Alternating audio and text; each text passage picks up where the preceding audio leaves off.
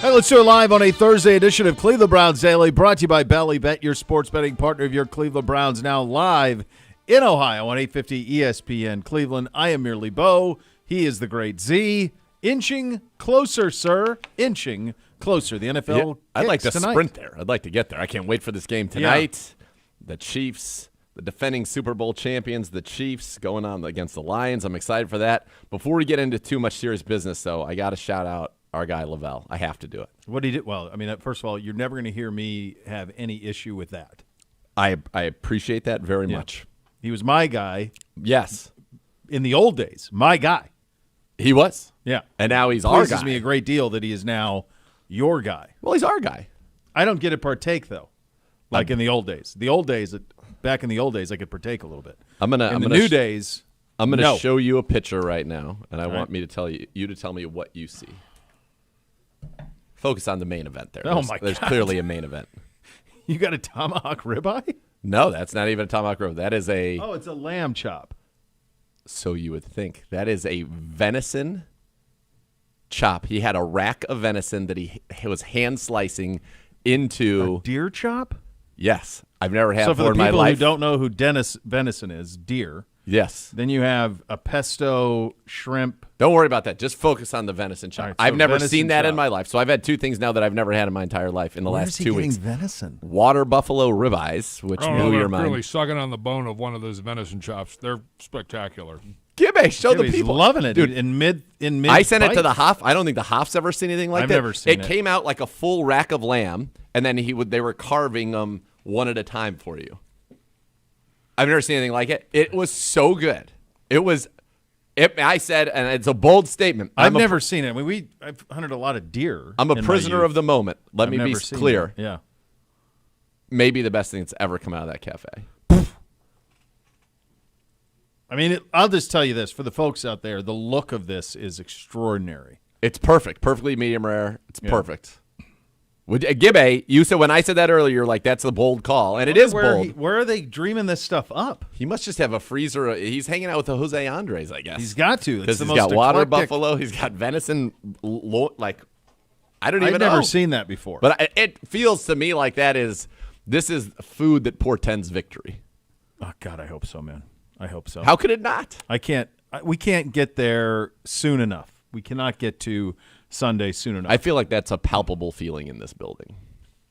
I think it's taken a step further. I think it's a palpable feeling in the fan base. This has been, I mean, let's be real. This has been 2 long years, brother. Like last year was tough. You know, I've been through a lot here. We've waited this offseason. Water off a duck's back. You've waited. Talk to me when you've done 0-16, brother. Yeah, but you also knew you knew what was in play.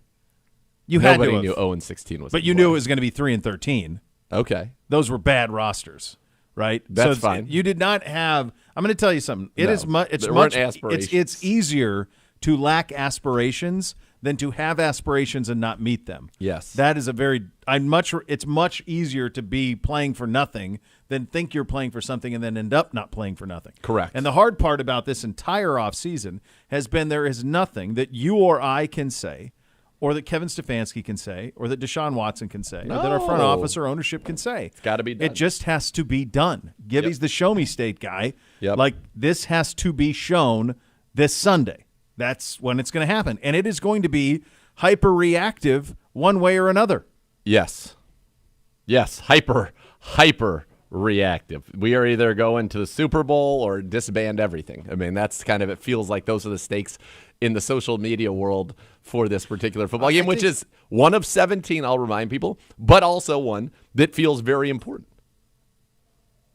Yeah. I mean, I think it's the first 2. I mean, you get Bengals Steelers out of the gates. Like, it's a split is what you need to get out of that. You got to get a split out of that. Got to get a split. And if you happen to go 2-0, phenomenal. I think 0-2 would be a tough starting point. I think it'd make the next 2 games a must-win. You'd have to be 2-2 going in the bye with a win over the Ravens and the Titans. But it's a big one, and I think it's there. I think this is going through it. The more that I've gone through it, I'm almost done completely with the boards. I just have a few things left to do on the Bengals side of things, but I got a lot of my trends in here and looked into some of the stuff that Lou Anarumo is doing, and I'm sure we'll talk about that in more detail later on. But I feel good. I feel pretty good. And I feel like this is a very good team. I feel like we're a very good team. I feel like they're a very good team. And I think it's going to be fun. I think we're going to watch, I think, some high-level football. Maybe, I think this game and the Bills-Jets should be maybe the two best games of the weekend. Yeah, it's interesting. I was listening to the Cuz and Bill on their big extravaganza this week, and they didn't even have this as like must watch. And of course, they're giving it to the whole country. So well, right, and they viewed the one that they viewed as the most watched was actually Philly and New England, which I have no interest in Philly or New England. But Bill can't help himself. He loves the idea of talking himself into the Patriots. But this is the one of I think that there are when you look at the full slate.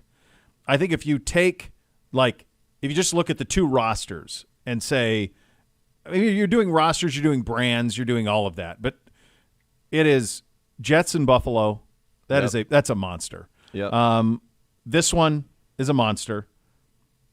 The Steelers and 49ers in the 1 o'clock window. Pretty good. It's a good game. Yeah. Out of the gates. Yep. Like is with Pickett. Yep. Bosa gets signed yesterday. What does that look like? That's a big one. The other one to me that no one is talking about that I'm really interested to see is Miami at L.A. Chargers. So they play the Chargers. Yeah, agreed. Miami plays the Chargers on Sunday. So that's another one that's really good and I think has a lot of intrigue to it. But in terms of like, hey, here's two teams, and we believe this. There aren't many people in the country who believe this, but here are two teams that if things go right can win the Super Bowl. Yes. These are two of those teams. I think people in Pittsburgh probably think Pickett. We probably view the same way about Watson the way they view about Pickett. Okay. I'm not comparing the two. I'm saying the way that they're viewed by the prospective fan bases. I'm going to tell you, I'll take it a step further. I would tell you, and you tell me if you think I'm wrong on this, and I don't think it's a stretch. I think the Pittsburgh fan base is more convinced of Pickett being great than some of our fan base is of Watson being great, despite the fact that Watson's been great for 4 years in the NFL. Sean Watson is... You tell me if you think that that's not a true statement. It might be true. No. We talk to our fans. I know, but I can't imagine people in Pittsburgh truly believe that. Like, in their heart of hearts. No, I think they do. That's crazy. They do. They believe he's going to be great. Sean Watson is fourth all-time of all quarterbacks who have ever played the game. But do you have a problem with my statement? No.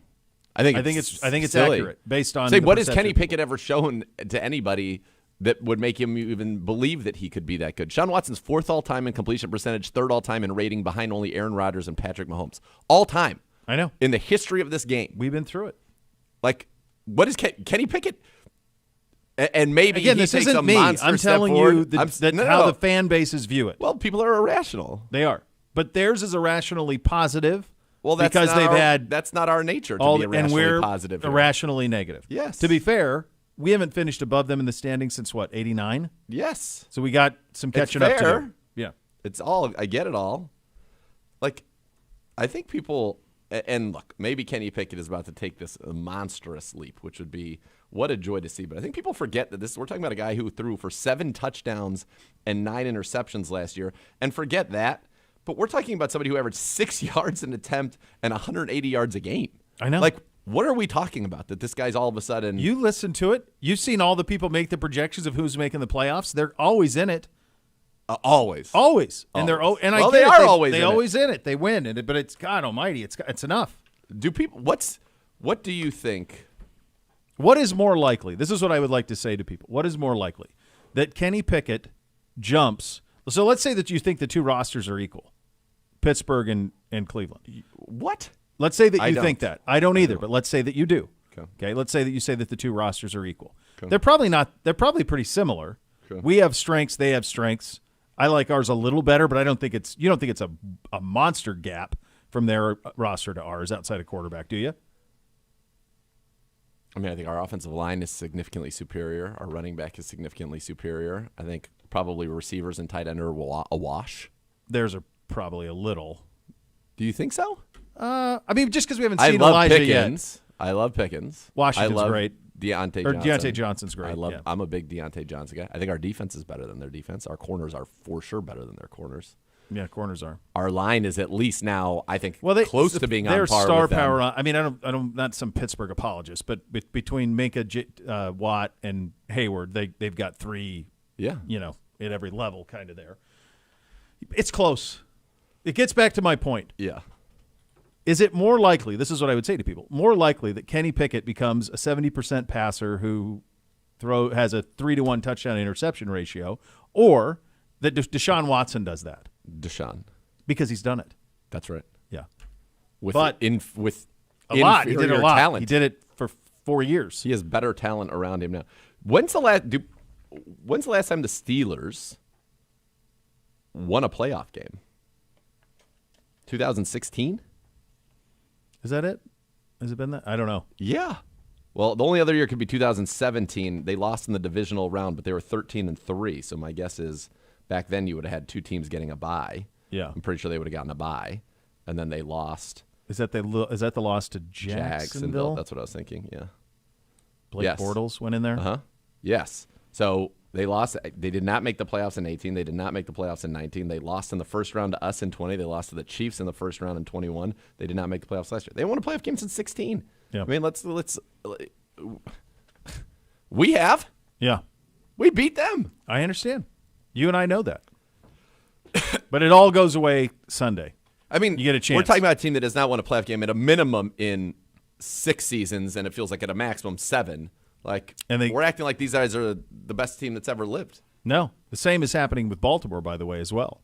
A lot of people all over the Ravens, and I don't see that one. A couple of news out there: the Browns restructured the contract of Wyatt Teller, creating $9 million more in cap space. That being reported by Field Yates. A couple of notes from the NFL. I mentioned the Bosa contract, $34 million per year on the extension, 5 years, $122.5 of it guaranteed, $170 million overall. He is that resets the market by a pretty wide margin. Most certainly does. I mean, they kind of lapped. So they have the highest paid tight end, highest paid D end, highest paid running back, highest paid linebacker, I believe, with Warner. Probably, or close. Right? I think they have the highest paid player. I saw this tweet yesterday. There were like 7 it's like positions. 5 position groups that they have the highest paid, but they're paying Purdy $8. Yeah. So that's how you can do all of that. Yep. It is a Mailbag Thursday. Tweet your questions to ZNI Browns_daily. We're going to answer those later in the show. We do have a game tonight. It is the Leos and the Chiefs. Travis Kelce apparently worked out this Sounds morning. like he's going to play. Yeah, it does. Yeah. It does sound like he's going to play. So that's good, right? And that's NBC.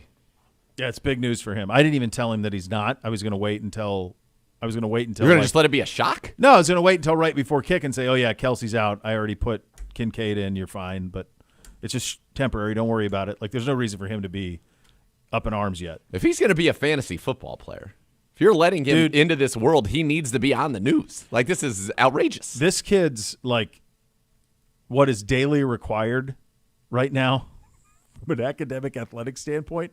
I don't even know how he gets up in the morning. Like he voluntarily went to bed what are we last doing? night He's at like 11. 10 to 9. Yeah, but it's football practice every night for 2 hours. It's homework every night. How much homework is he getting? A lot. Stacking. In what? 5th grade? 6th. 6th grade? Yeah. Oh, yeah. It stacks. It stacks, buddy. Listen, he needs to have time to decompress and go through the news of his team. His team, yeah. He's got to get locked in. But he doesn't. He's unaware of it at this give point. him my number. Tell him, talk to me. Run through this team with Uncle Z. Yeah. I cannot stress how bad an idea that is. It's a great idea. He'd thrive. Why is it a bad idea? Probably leading right to a championship. Okay, all right, Gibbe. Why is it a bad idea? I'm not sure you're the greatest influence necessary for those young boys. This is coming from somebody who isn't allowed into other countries, who has done a lot of things that he can't speak of. I have a clean record, brother. I'm a a bad security influence team now. I'm a bad influence. I'm a member of a security team now. You better watch yourself. Do you get all the gear? Do you get all the gear? I did. Oh my God, that's unbelievable. Oh man, I'm a bad influence. By the way, go ahead. What do you have? Going back to the 49ers Yeah. conversation, highest paid defensive end, highest paid running back, highest paid fullback, third highest paid tight end, third highest paid left tackle, third highest paid linebacker, sixth highest paid defensive tackle, seventh highest paid wide receiver. Meanwhile, their quarterback, Brock Purdy, makes the least among all NFL starters at $934K. Yeah. So Brock Purdy makes 1/3 of what Shedeur Sanders is going to make at Colorado. That's right. And the kid at Like USC. Caleb Williams is going to make $5 million. The USC, the Yeah. Heisman winner. He all weekend he was in back-to-back ads. They'd run the Nissan ad, then they'd run the Wendy's? Wendy's, and he had 3. He Yeah. also had Dr. Pepper. Oh, that's right. He had yeah. 3 ads all weekend long. All right, those are your hot topics presented by Vivid Seats. Head to Vivid Seats to purchase the brand new Premium Terrace Experience. Your tickets come with pregame field pass, parking, all-inclusive food and beverage, and lastly, a $50 Brown Shop gift card. Visit vividseats.com or download the app today. Vivid Seats, official fan experience partner of your Cleveland Browns. Coming up next, Bubba Ventrone from the podium. It is a Thursday edition of Cleveland Browns Daily on 850 ESPN Cleveland.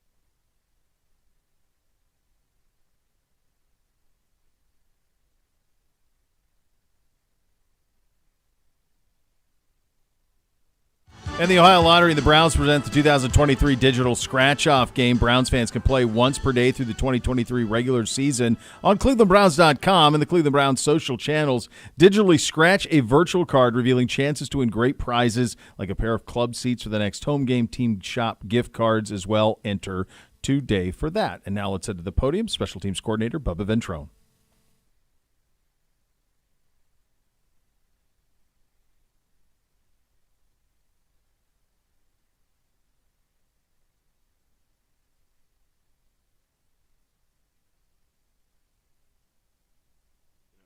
Spot, so looks the good. Mechanics and nuances to that kicking game. Is that a real challenge to get a guy up to speed with that group in this short of a window? No, I think just the communication is important amongst him and Corey. Specifically on where the ball needs to be placed and how it's leaned and all that type of stuff. So it's been good. Was that a tough transition for you to have to make, a tough decision for you to have to, be a part of, to move on from Cade and just say, we've got to make a change here? Yeah, I mean, you build relationships with players and things like that. As far as the kicking specifically, I've worked with a number of specialists and kickers over the last 5 years, as a coordinator. So I feel like I've had experience, in that regard. So excited about Dustin and, his opportunity to contribute to our team. As you came for the season, what do you plan to do to try and fill that void? Yeah, I mean, it was disappointing for him. He had worked so hard to come back, from injury, and obviously sustaining that in the KC game was heartbreaking, for the kid, because he had worked so hard to make it back, and then, in football, injuries are going to happen, and it's a part of the game, and we're ready for, to take that next step and not replace him, but, someone else needs to step up and, contribute to those units. Hey, Bubba, yesterday you had Jerome Ford taking reps at kick returner, but the guy kicking the ball was the practice squad kicker. Why was that instead of Hopkins? We're going to have our guys kick on different days at times, typically in a week of work.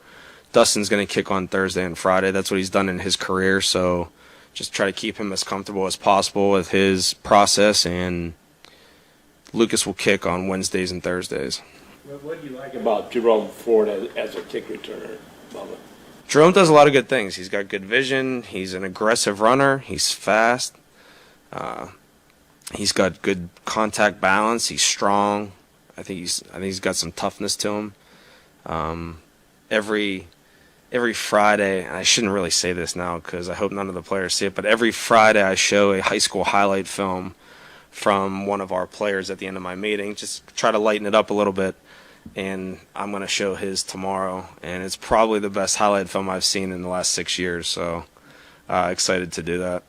With Jerome, I mean, when you have a younger player who has to miss like an extended time in training camp, like what's most important? Like obviously it's the second year here, but to make sure he's staying on top of things, and how have you seen him handle that part of it? Yeah, I would say for ball handlers specifically, like for us, he's just got to get as many catches pre and post practice, especially off the live foot. That's important. He's done a good job of that since he's been back, and excited to be able to see him moving forward.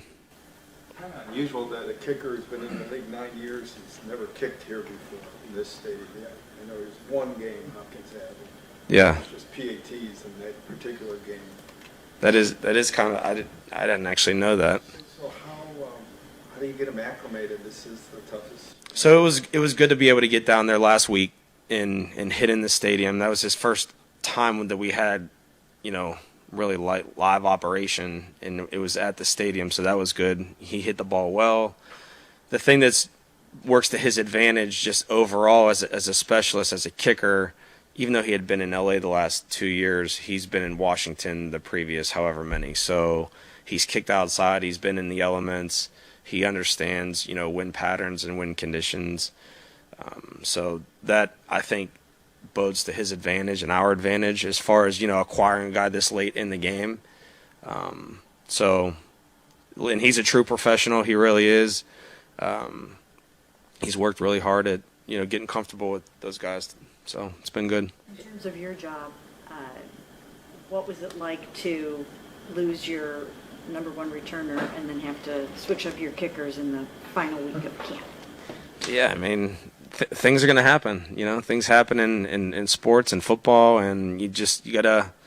It's how you bounce back. It's how you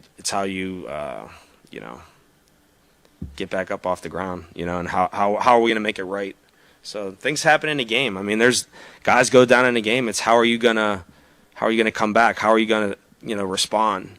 So I feel like this is some adversity with our team, and we gotta come back fighting. DPJ, the punt return.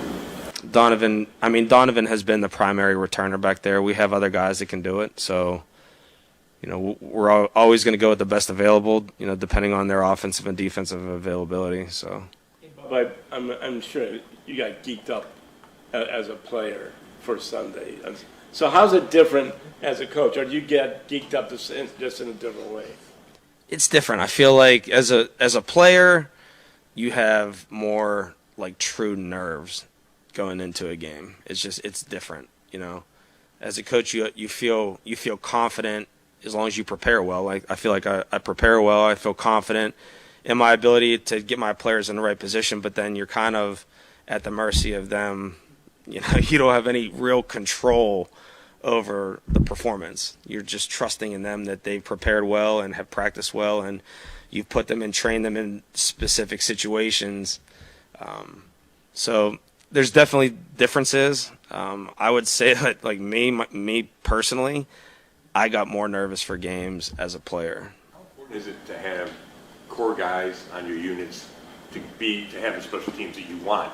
And who would you say are like your core guys, like the Matt Adams and those type of guys? Yeah, I mean, I would say the guys that don't play, really, that have like starting roles offensively and defensively. I think that you have those backups in those key positions. Typically, I would say, like, amongst the league, most of your core is going to come from defensive positions, linebackers, the third, fourth, fifth safety, the fifth corner on the roster. Hopefully you can have some offensive players that contribute in some capacity, whether it's, the third running back. Hopefully you can have a tight end contribute, like Harrison Bryant helps us out. So that's a positive, because then when you get those contributions from the offensive positions, then it pulls a little bit back off the defense. When you don't have contributions from offensive players, if you don't have a running back that really does much, if you don't have a tight end, then it's really stressing those defensive positions, and you may need to carry another defensive player. 2020 do so. So guys that can do multiple things. Position flexibility is a big thing.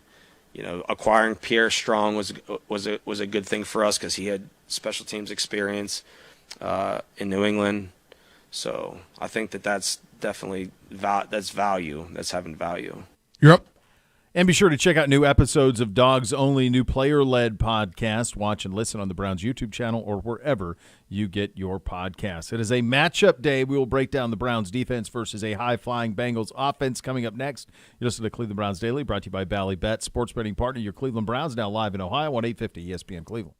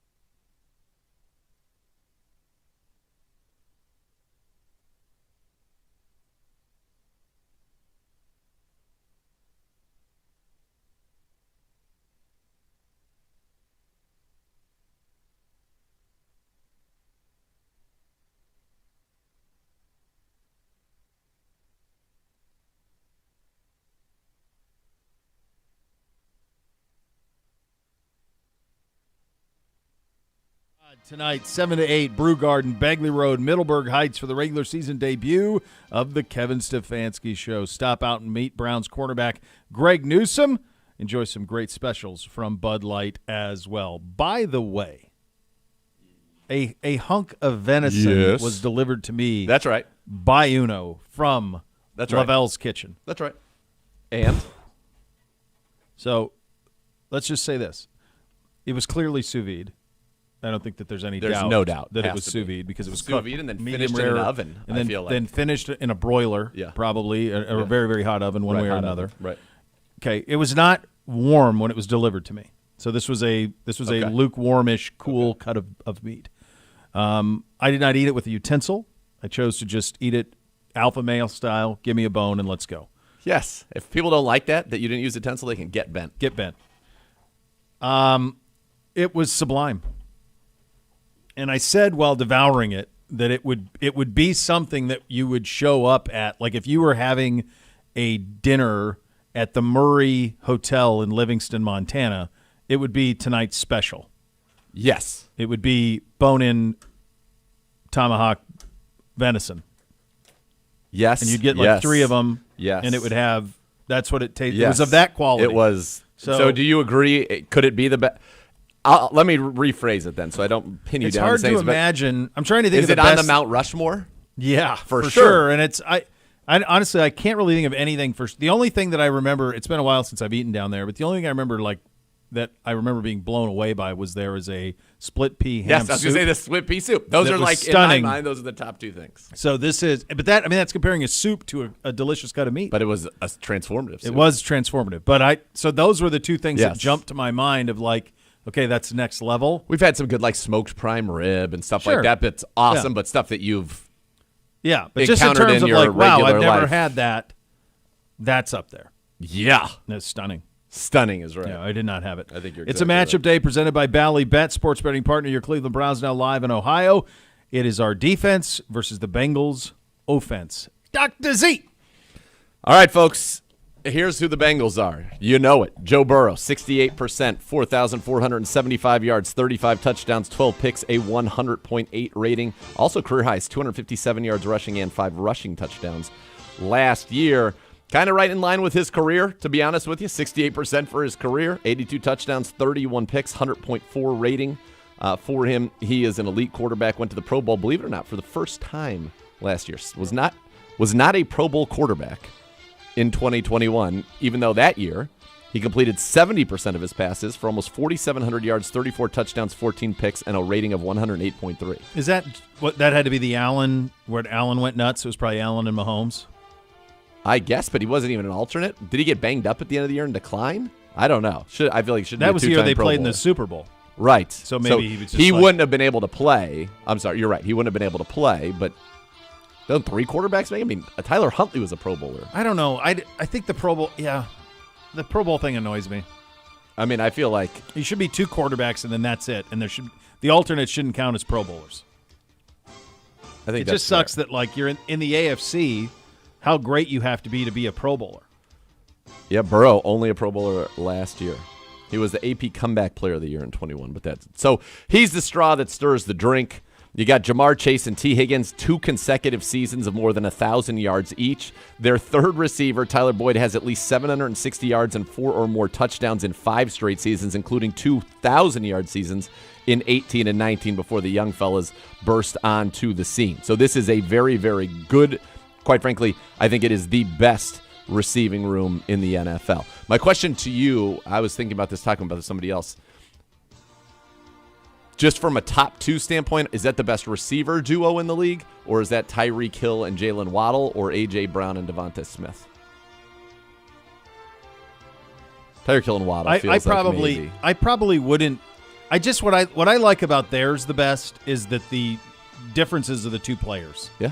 So Higgins, big. 6'4", 219. Hit him on the outside. He can go up and get it. And then Chase is just kind of everything. So I think I think their overall is best.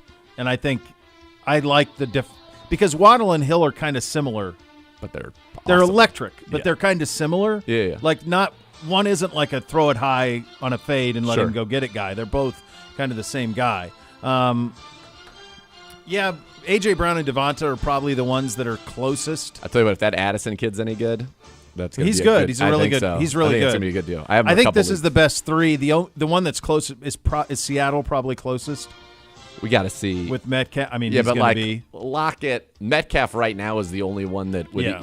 even be Smith in like and T. Jigba will- Higgins' level. Yeah, correct. Yeah, no, that's true. That's probably not. Yeah, it's probably. I mean, this one's for sure the best three. Yeah, and I think it might be the best two. yeah, I agree with that. Very short list. New tight end is Irv Smith. Been a solid player. Stefanski documented, knows him pretty well from their time in Minnesota. So they're going to throw the ball. They do not run a ton of play action. They do not do a ton of pre-snap motion. Now, they incorporated more of that as the season went on, but this is going to be, in many cases, a shotgun team that's going to drop back. They are going to throw the ball. Irv Smith, by the way, his peak season was 20 in Minnesota, 365 yards, 5 touchdowns. That's the best of his career. So this is a team that's going to throw it to their wide receivers, and then they're going to run it with Joe Mixon, who's got 3,000-yard seasons in his career. He had 1,205 and 13 touchdowns in 21. Last year, though, down to 814 yards, 3.9 a carry, 7 touchdowns, but career highs in receptions, 60 catches, 441 and 2 touchdowns. How do you slow them down? You have to get to Joe Burrow, and the Browns have been very effective at doing that. In the last 3 games against the Browns, Burrow under 300 yards, all 3. Under 250 yards each of the last 2. 4 touchdowns, 5 picks, 0 100 rate games, and 11 sacks in the last 3. Burrow 0-4 against the Browns when he sacked 2 or more times, and he's thrown an interception in 4 straight games against the Browns. So it's that pressure, and Browns should be in position to bring the best pressure they ever have. Now the line, they get a bump. Orlando Brown in the mix. La'el Collins out of the starting lineup. Brown, 4-time Pro Bowler, big free agent signing, 4-year, $64 million, the real deal. You got left guard Cordell Volson, gave up 5 sacks and 38 pressures last year. He's a 4th-round pick of theirs a year ago out of North Dakota State. I think that's a point. You like our matchups in there. Ted Karras, again, solid center, but unspectacular. Alex Kappa, solid at the right guard, unspectacular. And then you get to Jonah Williams on the right tackle, and oh boy, this is who the Browns have to get after. Last year, 12 sacks and 43 pressures, one of the worst pass-blocking tackles in the NFL. In fact, in 42 games, he's given up 23 sacks in his career, which is that's crazy. Astounding. Yeah, that's number. crazy. So you're talking Zadarius Smith over there. You're talking Miles over there. That's where we need to dominate. And, the truth is, my guess is what they're going to try to do is leave Orlando Brown one-on-one. Yeah, I think that's it. And Miles has had some success there. He has had some success there. Orlando Brown says he has not had success there, but he has had some success Statistics would say otherwise. They would say otherwise. So that's the matchup. So for us, it's going to be about the pressure up front, and that's why Zadarius is here. That's why Obo Okoronkwo is here. That's why Shelby Harris is here. Get that pressure with alongside Myles Garrett. He's got the 16 sacks. Zadarius last year, 10 sacks. I will remind people that the second leading sack getter on the Browns a year ago, Taven Bryan, had 3. Yeah. Obo Okoronkwo only started 7 games a year and had 5. I mean, we're talking about a massive upgrade in our pass rush. Back end, I'm feeling good about Denzel Ward. Supposed to practice again today. I think had a very good day yesterday. So you got him, MJ, Newsome. Those are your corners, Delpit, Juan Thornhill, and then Rodney McLeod. And, Ron Thornhill popped up on the injury report yesterday with a calf, limited. So something to keep an eye on there. But if you had to turn it over to McLeod, I mean, that's why he's here. This is a guy who last year was a full-time starter for the Colts. 2 picks, 8 passes defense, 96 tackles. His Pro Football Focus is actually their number 5 safety. So he's quite good. The question for us defensively right now is the linebacking core. Just because we haven't seen Anthony Walker. We haven't seen Sione Takitaki. JOK, we need him to step up and be a star. But I like our ability to cover their tight end and backs out of the backfield, and we have to dedicate all of our resources to stopping Jamar Chase, T. Higgins. If Tyler Boyd beats you, kind of in some ways it's like, so be it. Yep. Tyler Boyd against the Browns, he scored in 3 of the last 5, but we've won those games. He only has one 100-yard game against us. T. Higgins, by the way, has never had more than 80 yards against us in his career. Chase only has 1 game with more than 50 yards against us in his career. We've been kryptonite for them. We've got to keep it going. And part of that kryptonite's Myles Garrett. 9 games against the Bengals, 11 sacks. 5 games against Joe Burrow, 8 sacks, 6 tackles for loss, 2 forced fumbles, 14 quarterback hits. He has a sack in 6 straight games against the Bengals with 9 sacks in those 6. I mean, he has been incredible. But that's the matchup. Pressure on Joe Burrow. That is, I feel like that's your chance, right? That's it. because if you do not pressure Joe Burrow will make you pay. It's funny, when you're going through all of that, it becomes very clear that this defense was built for that offense. And honestly, in a ways to be able to get after Lamar Jackson, we have speed that can contain him. They have fast receivers. The Steelers now have Deontay Johnson and Pickens. Pickens is similar to Higgins, maybe a little more explosive. Yeah. But we're built, to stop the pass. That's what and by the way, it's not just us. It's the Jets. It's the Bills. It's the Chiefs. If you want to go out of this, and I'm telling you what, I think the Jags are going to be explosive. Yeah, they should be. That's what you got to deal with. And so that's where we are. That's what we're going to try to do.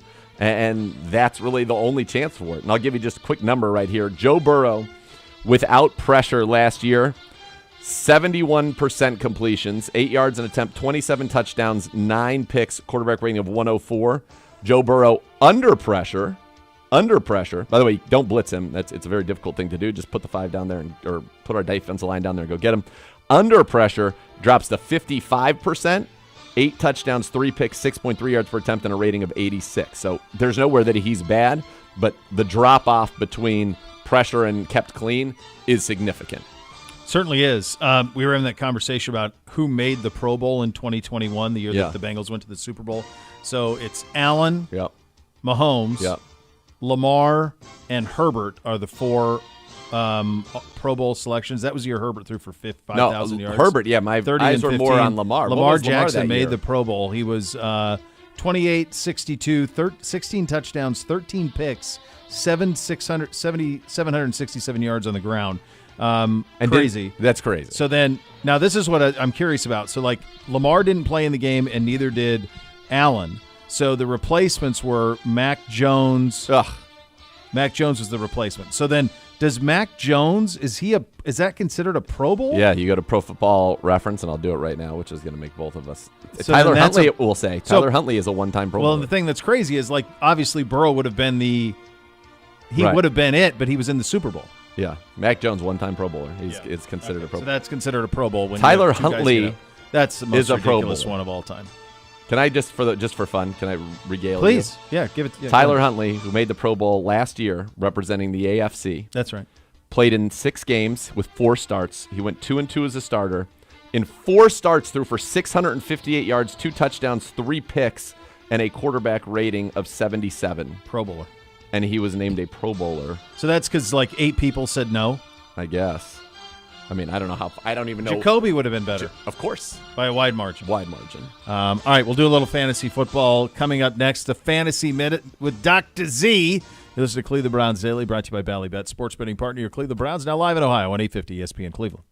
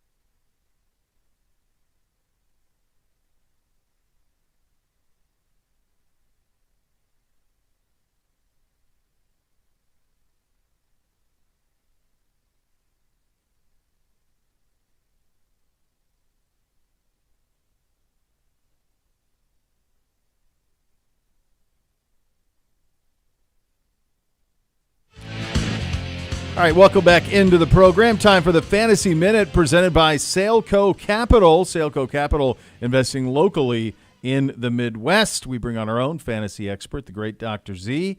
Gibbe wants 3 guys that are worth playing this weekend, other than the obvious. I mean, what is? How about where give are me you this? gonna come up with this? Give me your off the radar picks to click. Who are some guys that you think could have big years, and that could start right away having big years that we don't talk about enough? I like that. Because obviously you're going to play the dudes. You play your dudes. You play your studs. Start your studs. That's part of it. A guy that I like week 1 and for the season is David Montgomery. Moves into Detroit, takes over the job that Jamal Williams ended up leading the league in touchdowns last year. Jamar Gibbs is going to play a lot of receiver for them. Jameer Gibbs. I'm sorry. Jameer Gibbs is going to play a lot of receiver for them. Montgomery's going to be the primary ball-carrying running back. Mm-hmm. And they get Kansas City week 1. No Chris Jones. Not a whole lot of resistance in the middle of that defensive line. I think Montgomery, I like him. I think he's going to have a very, very nice game and a nice season as well. Early portion of the season, if you need, like in a pinch, because you've got a Breece Hall or maybe you're not sure on, Javonte Williams in terms of if he's going to be all the way back yet. I like a couple guys I really like. Mostert, because Jeff Wilson went on IR. He'll be running the ball for the Miami Dolphins. I like as well Samaje Perine as a compliment in a PPR, kind of as a flex. And then I think DeAndre Swift is being way overlooked. I think DeAndre Swift is going to have a monster season in Philly. If you look at how productive he has always been, he just has to stay healthy. But while he is healthy and on the field, I think that he's being looked at as a low-end running back 3. I think that while he is upright, he is going to be a top 20 running back. I agree. So there you go. There's a couple of them. Quarterbacks, you want some quarterbacks? So there's some running backs. Quarterbacks for you. I think Geno Smith is an excellent value. I think our guy is a great value. Deshaun Watson. I think you could start both of those guys. And Aaron Rodgers, is not getting any respect from a fantasy standpoint. NBC got him in the 4th to last round. Yeah. I kept telling him don't take a quarterback, don't worry. And he's panicking. I'm like, dude. And then it was at the end, it was between Rodgers and Lawrence. And I'm like, look at all the dudes you got between now and then. And are you sure, is Aaron Rodgers going to be exponentially worse than Josh Allen? I have a hard time believing that. He's not going to give you the running, but I think he's going to be prolific this year. I think it's Manning Denver. That's what I think. I know that's high, but I think it's Manning Denver. They got me hook, line, and sinker on that program there. Wide receivers, big on George Pickens, obviously. I think Jordan Addison is going to be a stud. I think Terry McLaurin is going to be great in Washington again this year. He's good, I think, pretty much every year. I think down the line, Zay Flowers, Jackson Smith, and Jigba, I think will both be very good. I think Elijah Moore for us is an absolute steal. And then if you want a super late round guy, that over the course of the year, somebody maybe even be on your waiver wire to stash, Mingo in Carolina. I like him. I think he ends up being Bryce Young's number 1 guy. Adam Thielen is not. They don't have a lot of options. Adam Thielen is not a number 1 receiver. They don't really have. So that's the one thing for them that they don't really have. That's and then tight ends for you. For example, if we get to the situation we do not have Kelsey tonight, Tyler Higbee with the Rams, I think is no Cooper Kupp. He's got to throw the ball to somebody. I think he's got an opportunity to do quite a bit there. I like Dalton Kincaid as well in Buffalo. And then Laporta, you've been high on, and you told me about him with Detroit. And then Okonkwo with Tennessee, I think, is going to have a nice season. So those are kind of the later-ish tight ends.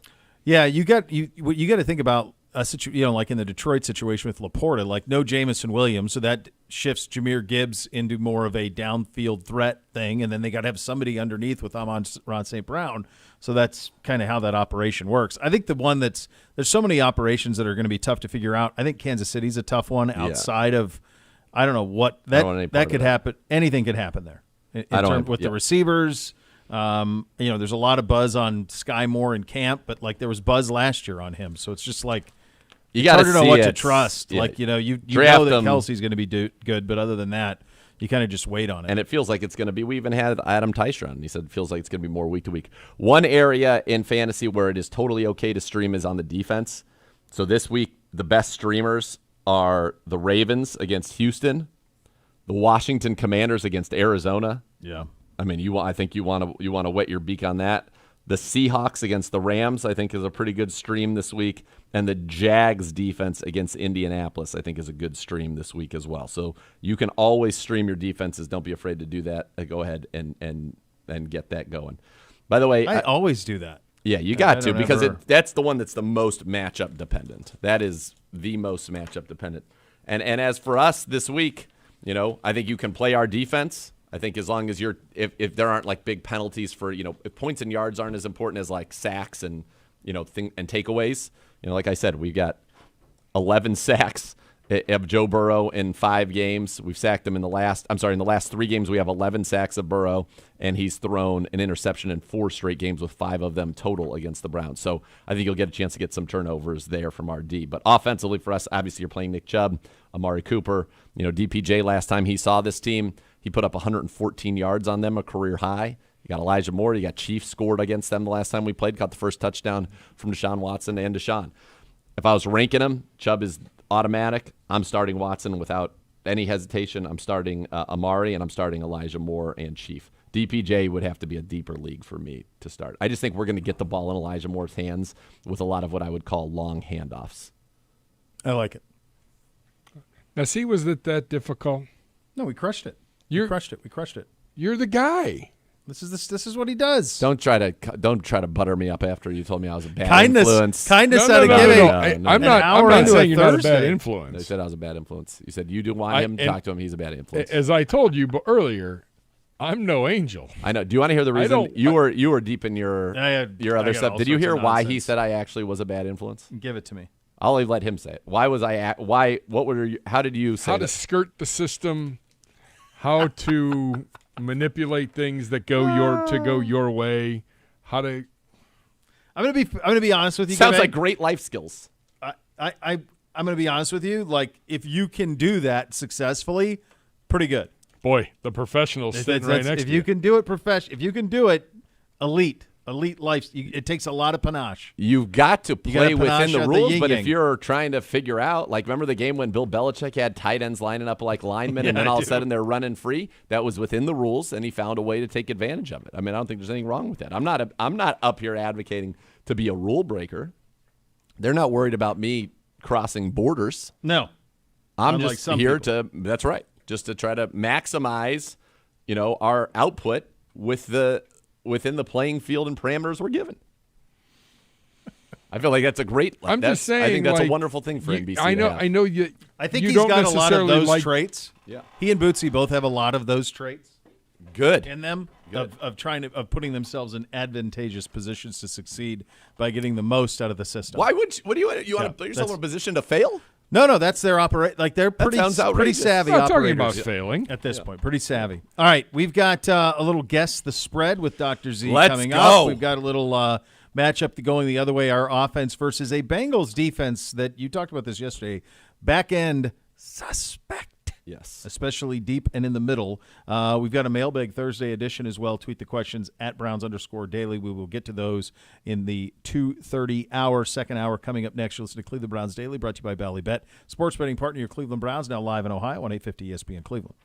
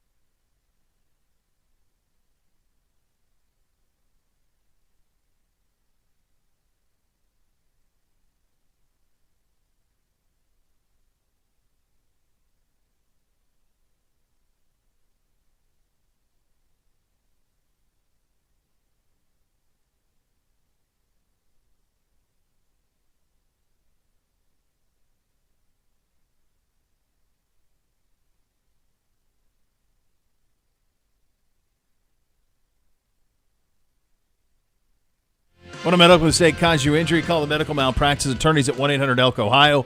Elk & Elk's a proud partner of your Cleveland Browns. We have some breaking news here on the program, distressing breaking news. Tequila Fila has a new haircut. Yes, and He's right here. the beautiful mop that was the talk of the Greenbrier. Listen, I'm not telling you. I'm not saying I don't. It's just shocking. Show the people. Come and show the people. Look at it. Slicked up on the sides. Yep. Looks like we went with a nice fade there. He's got a nice fade. It looks like a one fade. A 1 to a 2, maybe. Yeah. A one fade. Exactly that. Well, it's not my first rodeo. I mean, it looks clean. It's a shocking turn of events. Yeah. I like it, there was a mop. There was a panache that came with the mop. There was. But he still has the stash. I think this. I think it accentuates look at his arm. Punum. Come back out here, Tequila Fila. Show him the arm. Tell him when you got it. I got it at the Joe Thomas private party. At the Hoff party. Got tatted up. You just went forearm? I was there. I didn't. Yeah, the skull. Look at that. Me and Jeff got the same one. It's awesome. Jeff's is there too? Yeah. Forearm? Same one. Like brothers. Permanent, right? Yeah. Permanent, right? So that's how that goes. Yeah. It's always a bold decision. Well, it's funny when you and then you go and when he's 70-year-old Tequila Fila and. I just think of everything through the prism of my boys. If they, Dad, why do you have a skull on your forearm? Well, I was at a Joe Thomas Hoff party, and everyone was doing it. Why not? Not me. Why wouldn't I? Why wouldn't I? I think I'm going to like it. I've got to get used to it. I got a permanent I don't chain. like it. He's dead to me. Yeah. I got a permanent chain. When I was looking at the run, I was going to do one of that. It's great. I love it. But the problem is that when I was going to do it, the line was too long. Yeah. Yeah. And the best part about it is, while it's said to be permanent, not. No. Could always this is the rest of my life. I could cut this right off. Cut it right off. That you could. A little bit of laser. Expensive, painful. Expensive and painful. Yeah. All right. I think that what he should do on his skull, though, to give it more him, is put his old haircut and mustache on that skull. Well, the mustache for sure, and then the hair, the flop. Yeah. Give it like that. I think this will look. I do think I'm going to get used to this, though. I think this will be okay. No, listen, he's here. Okay. He's here to take over. This Tequila? is part of the This is part of the takeover. This is the All Tequila Philip takeover. Make himself, I think he's saying, I want to be as presentable and as legitimate as I possibly can be. He's got to be. He's in a room full of legitimacy back there. All right. He's got to be on there. You ready for this? I think so. So you always keep track of it. I will. Or I'll keep track of it as well. But right. what we're going for, Here we have is the what? We have segment. 16 games? We have 16 games. So my goal is to get to 9-7 is a win. Last year, towards the end, you were almost too good. I was hot. It got too good. Yeah. You were able to see how it all works. So the idea is we will guess the spread with Dr. Z. Early in the years where it's the hardest because they don't know. They don't know. By the end of the year, they're living in pretty finite buckets. Yes. Yeah, they're in a pretty good spot. All right, Here you we ready go. for this? Yep. All right, let's start tonight. Detroit at Kansas City, the Super Bowl champs. The Lions getting the big stage for the Leos. Big stage. What do you have to be in? Within a half point? I think that was the rule. It used to be. It was a whole point either direction, but then I think I think we have to do a half because so much of these are around as they're always usually around a field goal. So if a full point feels like I think got to go half point. Higher standard. Private school. I mean, Son of Pedro. By the end of last year, you were going 12-4, 13-3. Private school, Son of Pedro. Here we go. This is gonna be hard. Son of Nana. Come on. I'm gonna keep 2, so I'm gonna keep if I got it for a half and for a whole. So okay, fine. We'll see what difference it makes. All right, I'm going with. Detroit. I wrote down Kansas Chiefs. Yep. -5. Got it. -4.5. Those I got on both. Okay. Arizona at Washington. Commanders -7. Nailed it. On it exactly. Jaguars at Indy. Jags -4.5. Got it. 5. This is not fun. I don't get to make fun of him Well, anymore. so far we're hot. Carolina. Long way to go. Get back. I could go 3 and 13. Carolina. I'll find at something else. Atlanta. Carolina at Atlanta. Atlanta -3. Got it. -3.5. Houston at Baltimore. It's Baltimore. Ravens 10. On it exactly. Cincinnati at Cleveland. I think I've Cincinnati seen this at one. Cleveland. Browns plus 2.5. That's it exactly. I think you've seen it. I think I've seen it. Tampa Bay at Minnesota. God, I'd be killing Simmons and the Cuz. You'd crush them, yeah. Tampa Bay at Minnesota. Yep. Minnesota -3. Minnesota -5.5. What? Yep. All right, that's the first. Tennessee at New Orleans. Titans at New Orleans. New Orleans -4. No. New Orleans Uh-oh. -3. Gibbe. So in the old days, you would have got it. New days, you don't. Yeah, It's all right. You built yourself a nice little cushion. San Francisco at Pittsburgh.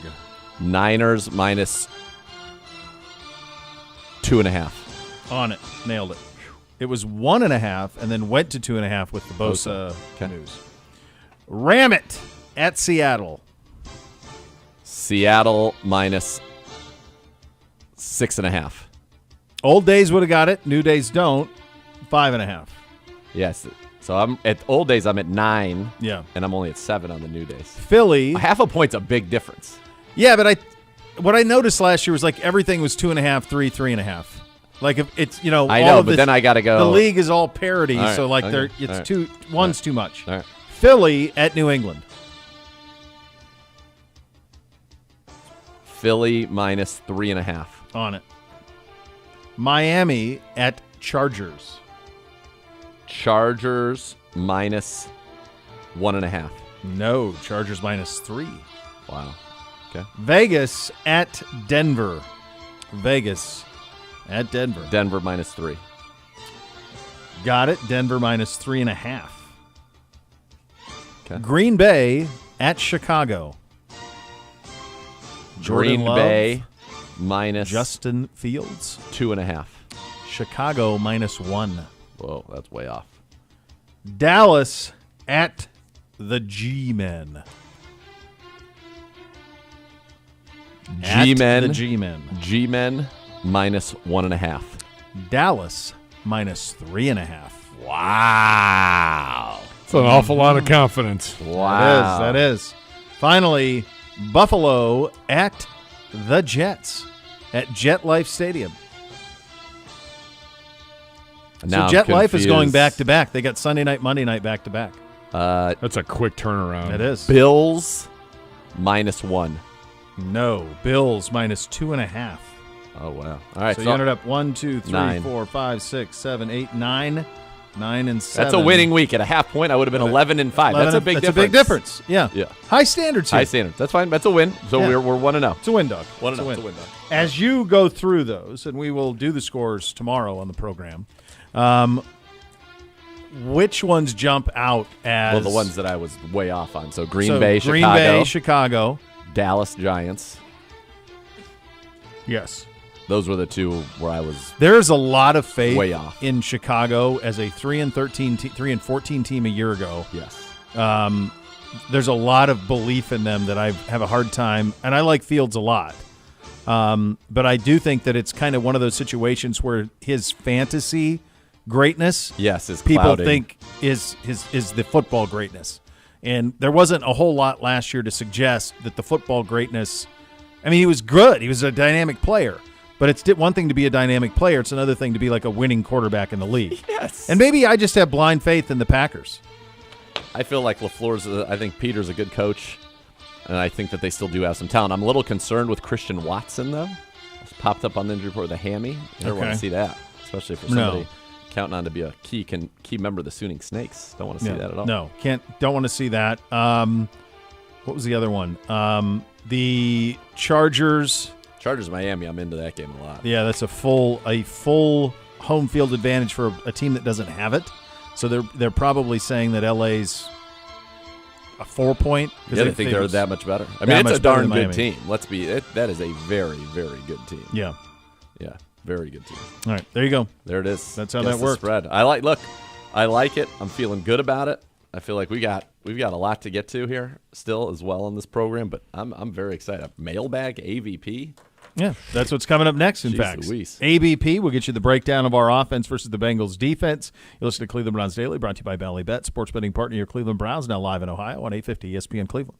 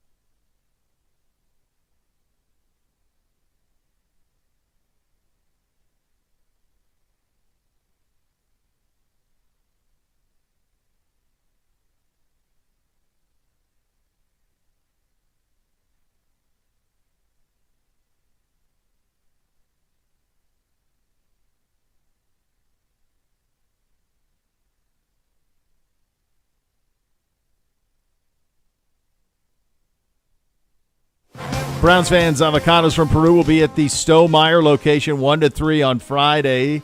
Stop by to enter the Ultimate Football Sweepstakes, your chance to win a 2023 Ford Lightning electric truck, play games, win prizes. Meet Felix Wright. For more info, visit the Browns Facebook page, and you will find it there. And now, from about an hour ago, offensive coordinator Alex Van Pelt at the podium. Can you just talk You guys are down. how you've seen Deshaun progress throughout the preseason and come along with everything you guys are asking him to do this year? Sure. Yeah, no, I think he's done a great job. Much more comfortable than where he had been in the past. An off-season to kind of understand the offense and figure out how we're trying to scheme things up. I think he has a great understanding for that now. Really dove in, took ownership of it, and really for me it was the last few practices of the mini camp where you're like, okay, this guy's different than he was, earlier times on the practice field. Really lit up and started to really command the offense and understand everything we were asking him to do. Getting Marquise back going to help open things up with that offense in the passing game? That's an area that we like. He gives you great speed, great experience as a player. Has made a ton of plays in the league, and having that ability to run through defenses and push the coverage deeper is obviously going to help any team. But not only is he fast, he's also a very good receiver, so we'll use him in multiple ways. Dave had a really strong camp in preseason. How did you see him improve from the previous couple of years? Yeah, Dave's obviously a talented player, one of the top Ys, in my opinion. I mean, he can do both in the run game, and what he does in the pass game is exceptional as well. He's another guy that just continues to grow. This is his fourth year now in the system, so his understanding and knowledge, of what we ask him to do. He's improved as a route runner. He's caught the ball extremely well for us, and then when he blocks, he's as physical as there is in the league. So he's really had a strong camp, and really the last couple of years has really come on as a top Y in the league. Empty formation in the preseason games, and of course wasn't all Deshaun. Sure. DTR allowed too, but is that kind of a concession to something that Deshaun wants? No, I don't think so. I think we all want it. I think he obviously his strengths are when you get people spread out, his ability to move in the pocket and create when things don't work out, or if he decides to take off with the ball, that gives you more space to do so. But we've always been a pretty heavy empty formation team before him. I think we'll see it as much, if not maybe a little more or a little less. But that's nothing that we've decided to do because of Deshaun. I think we've always been that way, and it'll just play to his strengths. One of the differences this year is that Chubb is on the field more, so he's on the line of scrimmage more than he's been in the past. How does he adapt to that? Oh, I think Nick will be just fine. Whether it's the ball in his hands out of the backfield as a receiver or handed it to him, whether we're under in the shotgun, I think Nick will fit in well. He's his skill set. He's not just a dot runner. He's not an under center, just wide zone runner. He can do a lot of different things. And the way he gets ready for the season and the off season with his training, his ability to run with the football, I feel good about throwing it to him, handing it to him from the gun or under center. What makes the Bengals defense so good? I've been around Lou a lot. I got a lot of respect for Lou. I think he's one of the top coordinators in the league. The thing that Lou will do is show you different things, much like punch and counter punch. You'll get different looks. You'll get the same look over and over with two or three different variations of that look. I think he does a nice job at keeping you off guard, keeping you guessing. And they play hard. Obviously it's a defense that finishes really well. It's a big motor, a challenge for us to play at our level, with our finish and our ability to play to the echo of the whistle has been something we've talked about all week. Is that particularly true with their DNs against your tackles?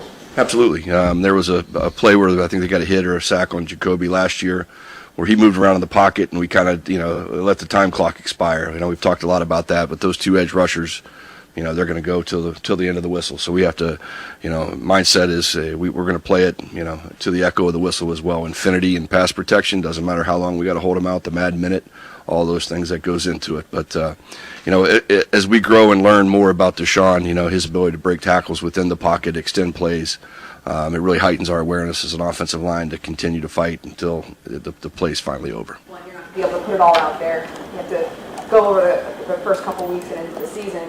For you, how do you balance the excitement of wanting to put the work that you've done on the field week one against a tough opponent and knowing that it might take some time to lay it all out there? Yeah, that's the hard part as a coach. There's two things that kill coaches in that opener, and that's time and tape. So you have all the time in the world, and you got all the tape to watch them. So you start chasing ghosts. You start doing a lot of things that normally you won't have time to do during the normal season. So, Kevin's done a great job of letting us know as a staff that we need to keep this plan tight. It's about execution, and it's about finish. It's not really about the scheme so much. It's just how well we can operate within the scheme.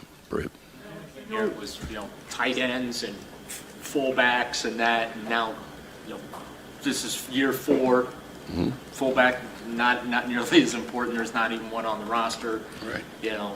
David's kind of your number 1 tight end there. Just if you could touch the evolution that you guys have made offensively here, coming in with one philosophy, and now you're having to fit with the personnel. I mean, that's the story of coaching, right? Adjust and adapt to the players that you have and putting them in the best position to be successful. And I think that's just kind of how we've evolved offensively. We're not stuck in this certain system. We can be multiple, versatile with different people out there. So I think that's one of the things that's a strength of ours. I know with Deshaun, when Kevin or basically anyone talks about him, the football junkie aspect of his personality comes up. I guess, have you seen that rub off on some of the rest of the offense? Yeah, I think he leads by example for starters. I think he loves football. That's evident. He sees it extremely well when you sit and talk ball and watch film. I mean, he has a great vision of what he sees in front of him. And then the little things he does on the side, bringing the guys in, having those extra meetings where he runs and directs the meetings. I think you got to follow a leader like that. Perception out there, not really sure exactly where it came from or how it came, that he didn't have a very good camp, or he didn't look good at times during training camp. What do you say to that? Yeah, I would say it probably came back from the red zone periods against our defense. Everybody can admit that's one of the hardest drills in football. So we like that. It's hard. There's not a lot of space, and we're not running the football. So it makes it tough on him. So, but all that training again is going to pay dividends in the end. Those weren't the best drills offensively for us. Again, we didn't scheme what we were trying to do to beat that defense. We were trying to work on our craft and work on our scheme that we have in that areas. So I would say that's not true in that regards, but I can definitely see how that would look to the outside world as you watch a lot of those tight red zone 7-on-7s where you might have 2 or 3 completions out of, say, 6 or 8. It may look like that, but again, that's really the hardest drill of the day for the quarterback is a 7-on-7 in the red zone and compete. Last year ended for Amari with that injury. Does he look like he's back to the guy that started the year? Back at 20. Really, it's man, what a tough guy he was to stick it out last year for us. I'm just thinking about you watch the games from early in the year, and since we played him here on Halloween, and the guy that was out there compared to the guy that came on the field. A tribute to him to fight through and battle for his brothers. But he looks like he's back to the old Amari right now after the injury. You're up. There you go. Let's get to it. It is a matchup day presented by Ballybet, sports betting partner of your Cleveland Browns, now live in Ohio. Our offense versus the Bengals defense. Dr. Z. All right. And this, I think, obviously, it's going to be a big one. And we'll start from the perspective of the Bengals defense. This is a defense that's going to be in their sub-package look. That means 5 or more DBs about 82% of the time. In terms of the coverages they like to play, cover 3 last year was their leader. They played that 30% of the time. Man 1, 20% was their second most used coverage last season. Cover 2 was third. Middle of field was open about 42% of the time. It was closed about 57% of the time. Of the times that they did a coverage, they disguised it about 22% of the time. So it'd show middle field open, finish with middle field closed, or vice versa, about 22% of the time. Now, one of the reasons they were able to do that and do a lot of disguise was how good Jesse Bates and Von Bell were and that they were somewhat interchangeable. The question is, will they do that as much with these new safeties? And the answer to that is right now, well, we just don't know. We don't know what that's going to look like. One thing to be on lookout for is they actually play cover 0 5.8% of the time, so not often, but that was actually the 4th most in the NFL, so they are not afraid to bring the house. They don't blitz a ton, but when they do, they've been pretty effective as a blitzing defense. So who do they've got up front? The Pro Bowler Trey Hendrickson, 2-time Pro Bowler last year, led the team with 8 sacks. But this was a team that didn't have a lot of sacks, only 30 last year, 29th in the NFL. They're the 23rd ranked pass defense, but where do they get you? Turnovers, they take the ball away, and 24 takeaways, and in the red zone. They were the 9th stingiest defense in the red zone in the NFL. When you turn 7s into 3s, you are able to win games. So that's what they did. So up front, Hendrickson and Hubbard are your two primary pass rushers. They combined for 14.5 sacks a year ago. In the middle, you got big DJ Reader and BJ Hill. Hill more of the pass rusher. Reader very good at stopping the run, and they are a tough team to run on up the middle, which is why the Browns always try to attack them typically on the edges. They've got two good linebackers, Jermaine Pratt and Logan Wilson. Last year, they combined for 222 tackles. They combined last year for 3 interceptions, 14 passes defensed. So this was a very good linebacking core, and they have the two guys on the field the majority of the time. Their third linebacker, Akeem Davis-Gaither, was the one who will not be excited to see James Hudson again. Back end, Mike Hilton, the veteran, he's a team captain. He is a good slot corner. Doesn't blitz much with the Bengals like he did with the Steelers, but he can play, can cover. Was last year 68% completions, 86 rating in coverage, had an interception for them. The other corner, Cam Taylor-Britt, only started 9 games. Charles Davis was very high on him yesterday, but he gave up 61% completions, 109 rating. In fact, DPJ had his best game ever against Cam Taylor-Britt down in Cincy when he went for 114 yards. He gave up 10 catches for 154 in the 2 games against us. But he did have an interception in the divisional round of the playoffs. It was his interception that actually sealed the win over the Buffalo Bills. So they like him. They think that he's an ascending player. The other side is going to be Chidobe Awuzie. And I think this is, again, coming back off of a torn ACL suffered against us on Halloween night. Where is he at? Where's his conditioning at? What are they able to do to him? That'll be interesting to see. And then the safeties, this is where I think you very vulnerable. Dax Hill, their first-round pick a year ago, did not perform well as a rookie. They're counting on him to just step in and take over. And then Nick Scott, who had one of the worst coverage grades of any safety in the NFL last year, which was his first year as a starter. He's a former 7th-round pick of the Rams. He started last year, 2 picks, 5 passes defensed, but in coverage gave up a 106 rating, and they're replacing Bates and Bell. So if I'm the Browns, I'm running at the guys on the end because Hubbard 265, Henderson 270. Feels like a little bit less resistance than what you're going to get in the middle at 311, 335, and then they bring in Josh Tupou at 340, so they can be huge in the middle. I like our chances with Njoku against the linebackers. Wilson does have the 7 interceptions, but I think you can get him from an athletic standpoint with David Njoku, and then I think we challenge their secondary. I think there's nobody there that I would be afraid to throw the ball at. Challenge these guys, and then make those safeties run concepts and combinations that force those safeties to make decisions. And what I'm curious about is if because of these safeties, do we think that they will live in a more cover 2 than we're used to seeing from them? Are they going to just say, let's play these 2 guys deep, don't give up any big plays, and if that happens, look for a lot of Nick Chubb. I think the Browns are really going to be able to run the ball effectively with Nick Chubb if they're in cover 2, and I think we'll try to run them out of cover 2 to get us into advantageous passing situations. How would you best describe what you think our operation will be Sunday? What will it look like offensively? If it went his way and it went to script, what would it look like?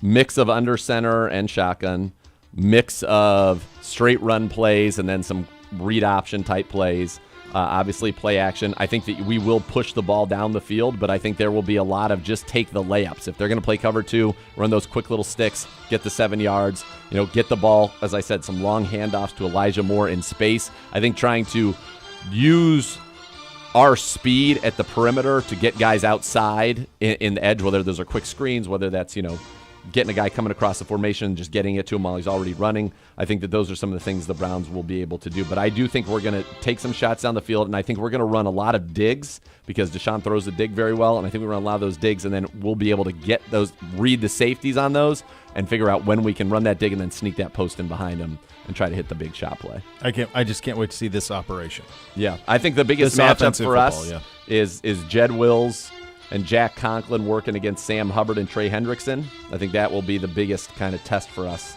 on the offensive line and in terms of what we really want to be able to do. Those two don't get home as much as you might think, but they are around the quarterback a lot. They're pretty decent on pressure. Yeah, they had last year. Sam Hubbard had 54 pressures. Trey Hendrickson had 62. For comparison's sake, last year Miles 16 sacks, 73 pressures. Zadarius 10 sacks. He had 80 pressures last year. So significantly higher. That's right. Better. It is a Mailbag Thursday. Tweet us your questions, Browns_Daily. We're going to answer them coming up next. You listen to Cleveland Browns Daily, brought to you by Bally Bet, sports betting partner, your Cleveland Browns, now live in Ohio on 850 ESPN Cleveland.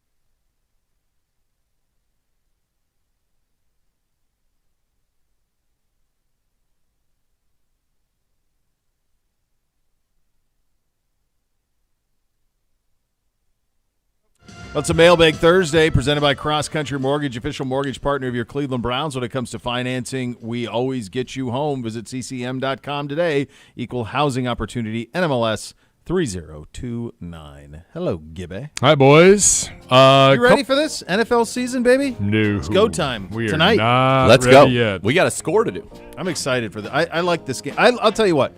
I like that it's not the Bills.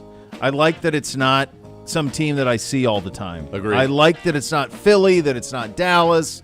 I like that it's Detroit, that they're getting this moment. It's a lot of belief in them, a ton of belief in them. You wanted the moment. The juice, now you got and the this moment. is predicated mostly off the fact that they beat Green Bay in a meaningless game for them that meant everything to Green Bay. That's where a lot of this offseason juice. I don't love their draft, so forth. But I'm excited to see them play because this is a team that I usually you only get to see on Thanksgiving because you have to. A couple little news and notes from around the sports world real Give quick. it to me. Bill Rabinovitz from Bill. the Dispatch down in Columbus. Ryan Day saying that he was informed, presumably by the Big Ten, the penalty on Marvin Harrison Jr. for stepping out of bounds and not getting immediately back on the field should have not been called, should have been a touchdown. Would have given McCord a 24-yard touchdown.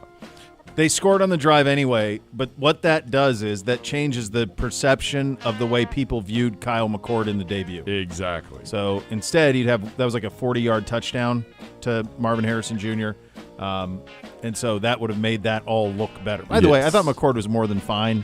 I thought their bigger problems were up front. Yeah, I mean he was fine. It's not like he was erratic or wasn't accurate. Like, yeah, he was pretty accurate. He didn't take many shots down the field, but he was pretty accurate. Unlike what I could say about the Clemson offense from this past weekend. Oh, baby. He was getting ready to come in. I know he was. He's right. Maybe I should have just let him walk in. Send But him then in. I think not I'm a in good a meeting. not a good afterwards. debut for Scarlett. I think I just saved him. I think Justin Fields broke the Clemson program. That's what I think. I think it's over. He's laughing. I think the ship has sailed on your boy Dabo. It's sad. Over. He's still Nope. running. He did not look well running. 5-star quarterbacks coming over, wanting high fives. Nope. No high five for you, Dabo. No, sir. Long season in Death Valley, kids. Long season. Luckily, they still have all that Southern Tide money they can throw around. Yeah. Or did he go to South Carolina? He went to South Carolina. Dang it. Well, they don't even have that going for him. No. It's not great. Not a good week. Yeah. Sorry. It's all right. I just saved you. You're welcome. That was a great shot. From Kevin Seifert, All right. ESPN, Justin Jefferson speaking today to the media All right. about his contract talks. He says he hopes to get a deal done, isn't sure if it's going to happen. He'll leave it up to his agent and the team on whether talks would extend into the season. Hopes to continue playing with Kirk Cousins, but can't control it. So that's a weird is he presser. is he on a franchise? No. Or is this the final year of his? This is the final isn't year of this his only rookie his fourth deal. season? He's a year ahead of Chase. He's the same age as Burrow. Yeah, so this is his fourth season. His fourth season. So he's got this and year one more. And one more. Yeah. So the reasons Higgins is done quicker is because he's a second-round pick. Right. He has to exactly. So his is they'll all be up next year. Who has the current market for receivers? Is it Hopkins still?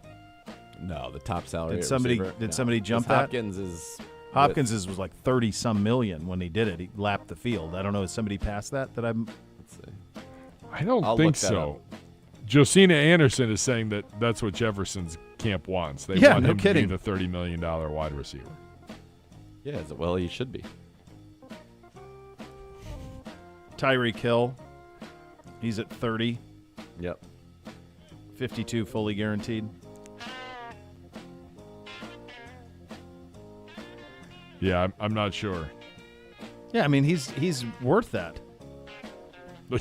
Yeah. Devontae's close. He's at like 28. Probably the number one offensive weapon outside of quarterback. Yeah. In the National Football League. Hopkins' deal like his was the most guaranteed at the moment. There was a time when he had a monster. Huge. Yeah, Tyreek's at 30. Devontae was at 28. Cooper Kupp 26.7. A.J. Brown 25. I think the lesson we learned here is my internet's faster than yours. Much. Yeah, maybe it's your computer. Maybe. I love this. I mean, well, I know there are a lot of people in the 23 to like Deebo Samuel. That would be the 7th one that he referenced earlier. 23.8. Diggs 24. AJ Brown. How about Geno Smith getting himself 3 years 75? Good for him. Yeesh. Ryan Tannehill is making $30 million a year. See Had him a in week 3. $118 million contract. That is wild. All right. Well, it is a mailbag. You can tweet your questions 40 to us million. at Browns _ Here's the thing, though, on those numbers, like even the Bosa numbers, like that's less money than Fred Van Vliet got. Yes. Okay? Timothy Mozgov Like got $18 million. this nonsense NBA. You compare like 12 Nick guys. Bosa. Yeah. Right, it's 12 the guys. guaranteed I get money it, in but like baseball where every basketball and penny's baseball guaranteed. is just crazy. Oh, yeah. Isaac Moore tweets at the show, is there a team in the NFL you feel is being disrespected this season other than the Browns? I think the Raiders will be much better than they are projected. Isaac, I died on this hill last year with McDaniels. Yeah, I would careful. advise you to not put the Raiders on that pedestal. Careful. I don't know that we're talking about the Saints enough. Really? I'll tell you one. Like, You don't like that one? You don't like the Saints? the division's so bad. Yeah, but everybody's I've heard- talking more about Atlanta. Yeah, there's I don't know what that is. I think that's a lot of Arthur Smith. They like his operation, I guess. but like they're ignoring. Maybe Heineke goes in quicker and they can just run the operation he ran in Tennessee. They've got obviously have a lot of weapons. Yeah, New Orleans is one. In terms of like I think Green Bay is going to be better than people think. I mean, I think there's a chance they win the North or they be a playoff team in the NFC. Like I think the notion that Green Bay falls off a cliff, I just don't buy that. So they would be one. I don't know if I agree with anybody you. I don't else? think they fall off a cliff, but I'm not sure. What is this? What's he getting ready for? Got to suit it up a little bit, it looks like. Jeez Louise. Who knows? Movers and shakers. In terms of, is there a contender that we're not talking about enough? Is Dallas better than people think? They might be. Find out. Is Miami getting Chargers. talked about enough? I don't think the Chargers are being talked about enough. It's just nobody believes in that coach. I agree with I mean, that. dude, they blew it. You were in Jacksonville, you're up the way they were up, and you blow that. That's insane. That's impossible. Yeah. I mean, they're wasting I'm Herbert. amazed he survived, but they brought in Kellen Moore. But the reason that he survived is because they're not going to pay him somebody not to coach there. Correct. Yep. You know? Yeah. I think there's a lot of teams. Like, we were talking about this off air, and maybe we end up eating our words on this. I don't see it with Baltimore, and I don't see it with Pittsburgh. McClain just picked the Ravens to win the Super Bowl. I don't. I'm like, what? I like Monken a lot. Like, Come he was on. great at Georgia. We liked him a lot here. But who's he throwing to? Defensively, they are not what they used to be. They don't have the Defensively, pass they're rushers. not. They don't have the secondary like they used to. They're really good at linebacker. I don't know. I'm not crazy about them. NFC, it's just when you, like, if we do, like, picks or whatever. We're going to do picks tomorrow. When you guys go through, like, the NFC. Anybody could make the playoffs. After Philly, San Francisco, and Dallas. It's wide open. I mean, they're teams you like. I think Seattle's going to be Sure. good again. But Right, but, like, they're not a Super Bowl team. Like, it feels like one of those three will be in the Super Bowl in the NFC. I guarantee, I'm not even going to look. Gibbe has practiced just recently, or about to wrap up, because my internet is gone. Yeah, I don't know. Then you get the dump. Yeah, get a little video dump. The Hopkins number I was thinking of, he got a 2-year $54 million with Arizona. The first year was 27.5. Yeah. So that was the one in my head of when Yeah. he kind of reset the market. You had it. It was a big one. H. Schneider tweets at the show, does anything keep you up at night with this team? I don't want to see any secondary breakdowns like we had in our first 2 games last year. Go Browns. I don't want to see that either. Correct. I think that would be I'm still seeing that. Yeah. You know what not keep me up at night? Nothing keeps me up at night. I know how good the roster is. I am so fatigued about having to explain that the talent is what the talent is. Correct. I'm fatigued. You Yeah. probably noticed it over the last month. Like, sometimes I just get annoyed by it. And some of it is obviously past history, but there also has to be an acknowledgement that this is a different era the last 4 or 5 years. The talent is exponentially better. There wasn't Joe Thomas the Hoff played his entire career here. There's not anybody else who's even in the vicinity of people who played the majority of their career in the conversation for a gold jacket. We got like 5 guys who, if their career keeps going, have potential to be gold jackets. Yes. Like, it's different. Totally different. Totally different. Yeah. The thing that I would say is, we don't really know about the backup running backs, but they're backup running Nobody backs. does. We don't know about our linebacking room coming back from the injuries. And that's pretty much it. Yeah. That's pretty much it. I mean, I am certainly not kept up at night wondering if Deshaun Watson's going to be good this year. I think he will be good. Love a Dog today. Seems like the new defense may be susceptible to a screen over the blitz from time to time. Is there any way around that, or is that just the cost of doing business? You saw the Chiefs got us with that screen. But that was the first time all preseason, I think, that we hadn't played the screen well. Yeah, you got to be. Linebackers have to have their eyes in the right place and go to the right spot. If they go the wrong way, a screen's going to be very successful in the NFL. But no, I don't think that's a product of our defense. I think that we're going to be just fine from that standpoint. I think that a well-timed screen and a well-called screen against the right blitz is going to be successful. That's just that's part of the chess game. It's chess. Yeah. Like, you're trying to call the right play for what they're doing as a defense. So yeah, they're going to be. You can't. Perfect offense will beat perfect defense every single time unless you blow the play up in the backfield. Samuel Barefoot tweets at the show, what should we be expecting out of Njoku this season? I'm pretty high on him, but is it just hype or is there substance? There's plenty of substance. Plenty of substance. Good Lord, he's giving you substance. Look, he was banged up last year and didn't have a full season with Watson. Had a career-high 58 catches, 628 yards, which were 11 off of his career high, 4 touchdowns tied his career high. I think he beats all of those numbers this year. If he stays healthy. 800? I think he could have between 65, 750 to 800 and 6 to 10 touchdowns. I mean, Deshaun loves him in the red zone. There's lots of love. Yeah. Bobby time. Bobby. Hey, Bobby. Hey, Bobby. What's the best and worst fantasy football team name you've seen or had? Can't say the worst. About some of that. I can't say the worst or the best. Yeah. I'm sorry. No, sorry, it's Bobby. okay. Sorry. What do you go to? Do you have a go-to?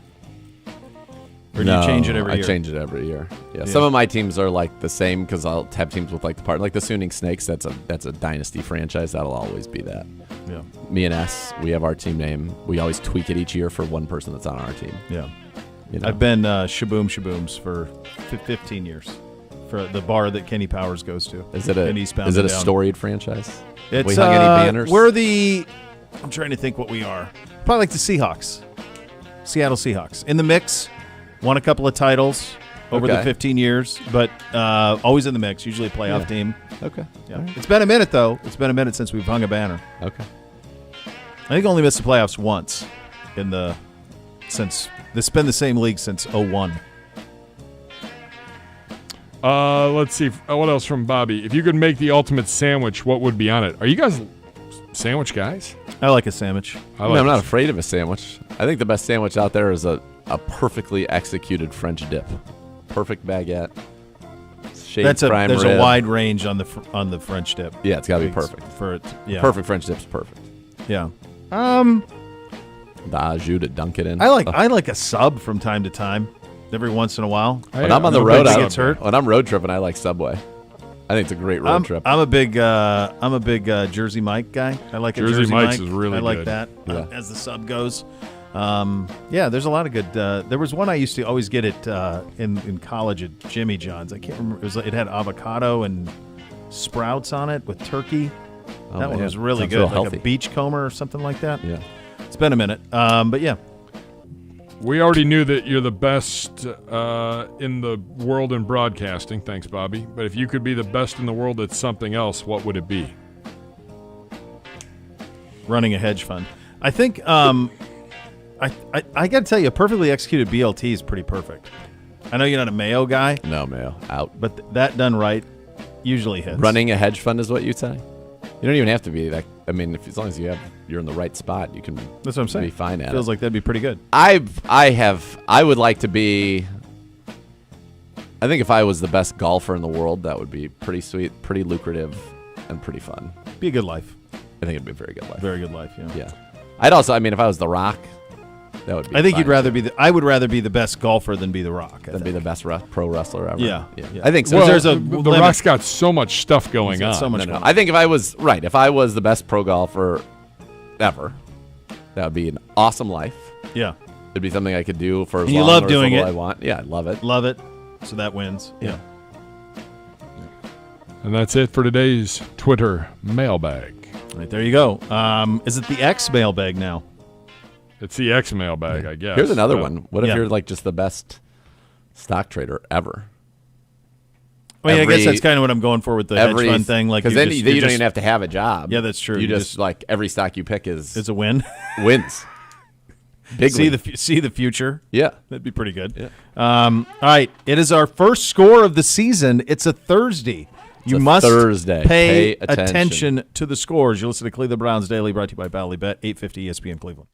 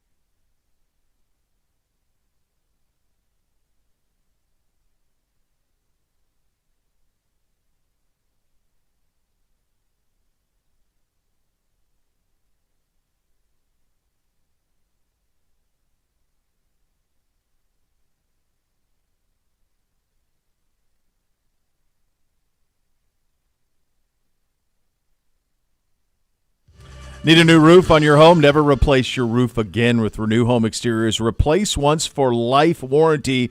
This month, with the purchase of a new roof, get free insulation on a solar-powered attic fan to help take the load off of your AC unit and keep your attic venting properly. Install today. Save with no interest for 24 months.